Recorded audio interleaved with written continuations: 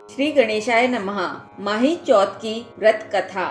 एक साहूकार और एक साहूकारनी थे। वह धर्म पुण्य को नहीं मानते थे।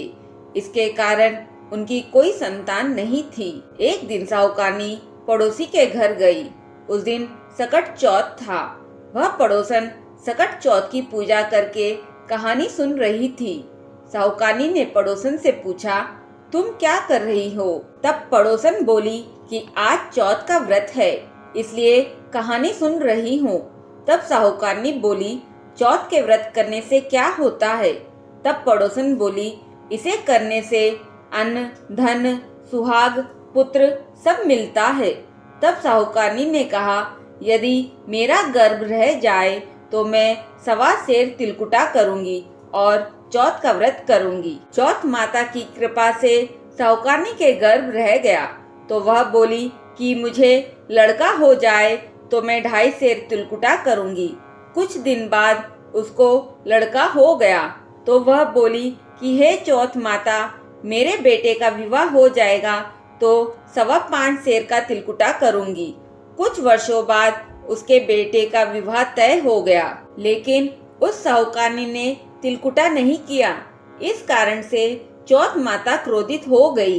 जब वह लोग बेटे का विवाह करने के लिए चले तो चौथ माता ने सोचा कि यह जब से गर्भवती हुई है तब से बार बार तिलकुटा बोलती है और अब बेटा ब्याहने भी चली तो भी इसने एक भी तिलकुटा नहीं किया और ना ही व्रत किया। अगर मैं इसे अपना चमत्कार नहीं दिखाऊंगी तो कलयुग में कोई नहीं मानेगा। उधर शादी के समय बेटे ने 3 फेरे तो ले लिए। चौथे फेरे में गरजती हुई चौथ माता आई और उन्होंने दूल्हे को उठाकर पीपल के पेड़ पर बैठा दिया। फेरों में हाहाकार मच गया। सभी लोग वर को खोजने लगे पर वो नहीं मिला। हताश होकर सारे लोग अपने अपने घर को लौट गए। कई दिन बीत गए। गणगौर आई। जिस लड़की से साहूकारनी के लड़के का विवाह होने वाला था वह अपनी सहेलियों के साथ गणगौर पूजने के लिए जंगल में दूब लेने गई। तभी रास्ते में पीपल के पेड़ से आवाज आई, आए मेरी अदभियाई। यह बात सुनकर जब लड़की घर आई उसके बाद वह धीरे धीरे सूख कर कांटा होने लगी। एक दिन लड़की की माँ ने कहा, मैं तुम्हें अच्छा खिलाती हूँ, अच्छा पहनाती हूँ, फिर भी तू सूखती जा रही है, ऐसा क्यों? तब लड़की अपनी माँ से बोली कि वह जब भी दूब लेने जंगल जाती है तो पीपल के पेड़ से एक आदमी बोलता है कि आए मेरी अदभियाई। उसने मेहंदी लगा रखी है और सेहरा भी बांध रखा है। तब उसकी माँ ने पीपल के पेड़ के पास जाकर देखा, यह तो उसका जमाई ही है। तब उसकी माँ ने जमाई से कहा, मेरी बेटी को अदबियाई करके छोड़ दिया और अब यहाँ बैठे क्या कर रहे हो? अब वह बेचारी क्या करे? तब वह बोला, मैं अपनी मर्जी से यहाँ थोड़ी बैठा हूँ। मेरी माँ ने चौथ का तिलकुटा बोला था लेकिन नहीं किया, इसलिए चौथ माता ने नाराज होकर यहाँ बैठा दिया। यह सुनकर उस लड़की की माँ साहूकारनी के घर गई और उससे पूछा कि तुमने सकट चौथ का कुछ बोला है क्या? तब साहूकारनी बोली कि हाँ, हमने तिलकुटा बोला था। तब साहूकारनी ने हाथ जोड़कर कहा, हे चौथ माता, अगर मेरा बेटा वापस आ जाए तो मैं 2.5 मन का तिलकुटा करूंगी। लड़की वालों ने भी 2.5 मन का तिलकुटा बोल दिया। तब चौथ माता राजी हो गई और उसके बेटे को वापस लाकर फेरों में बिठा दिया। फिर धूमधाम से बेटे का विवाह हो गया।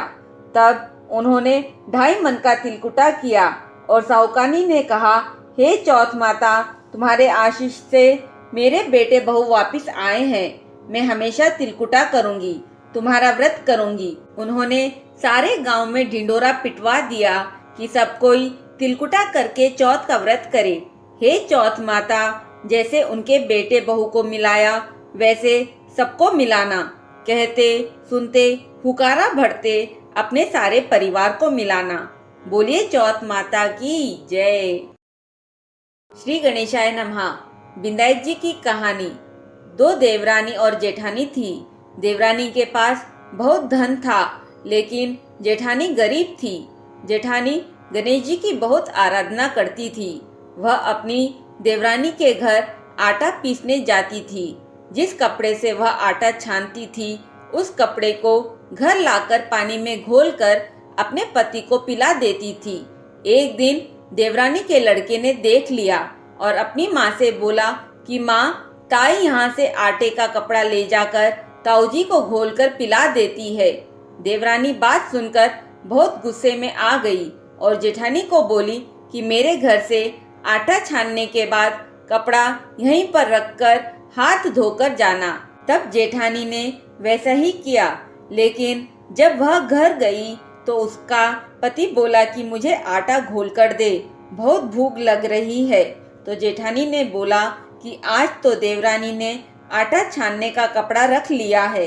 तब उसका पति गुस्से में आकर उसको पट्टे से मारने लगा। वह गणेश जी कहते हुए सो गई। सपने में गणेश जी आए और उन्होंने पूछा कि तू क्यों सो रही है। वह बोली कि मुझे मेरे पति ने मारा है। मैं अपनी देवरानी के पास आटा पीसने जाया करती थी। वहां से आटा छानने का कपड़ा लाती और उसे पानी में घोलकर अपने पति को पिला देती। आज देवरानी ने कपड़ा भी रख लिया है तो मैं पिला नहीं सकी, इसलिए मेरे पति ने मुझे मारा है। तब गणेश जी बोले कि मैं घर घर से तिलकुटा खाकर आया हूँ, निपटने की इच्छा हो रही है, मैं कहाँ जाऊँ। वह बोली, महाराज, बहुत जगह पड़ी है, जहाँ आपका मन करे वहाँ निपट लो।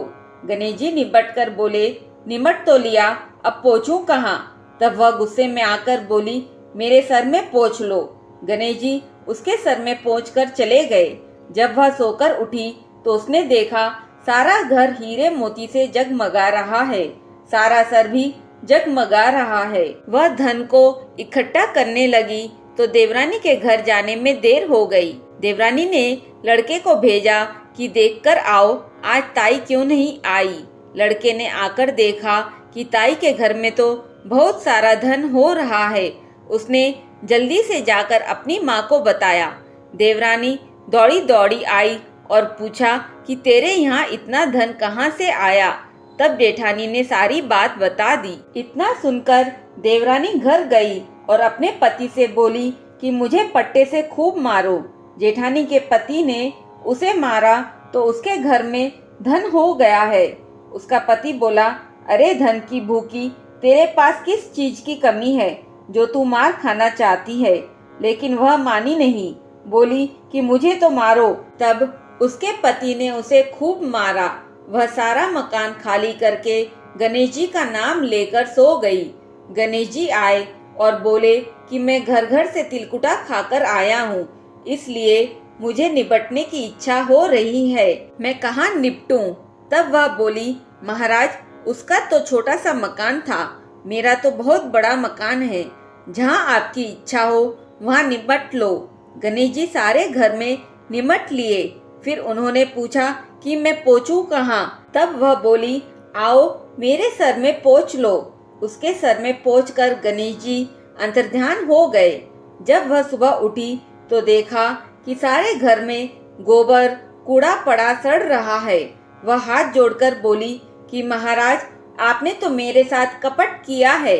जेठानी को तो इतना सारा धन दे दिया और मुझे कूड़ा करकट दिया है।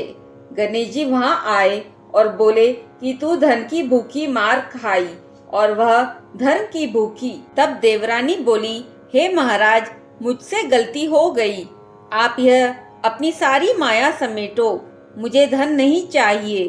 तब गणेश जी ने कहा कि तेरे पास जितना धन है उसमें से आधा जेठानी को दे दे, तब यह मैं अपनी सारी माया समेट लूंगा। देवरानी ने जब अपने धन में से आधा धन जेठानी को दिया, तब गणेश जी ने अपनी सारी माया समेट ली। हे विंदायक जी, जैसे देवरानी को दिया वैसे किसी को मत देना, और जैसा जेठानी को दिया वैसा सबको देना। कहते सुनते हुकारा भरते अपने सारे परिवार को देना, हमें भी देना। बोलिए श्री गणेश भगवान की जय।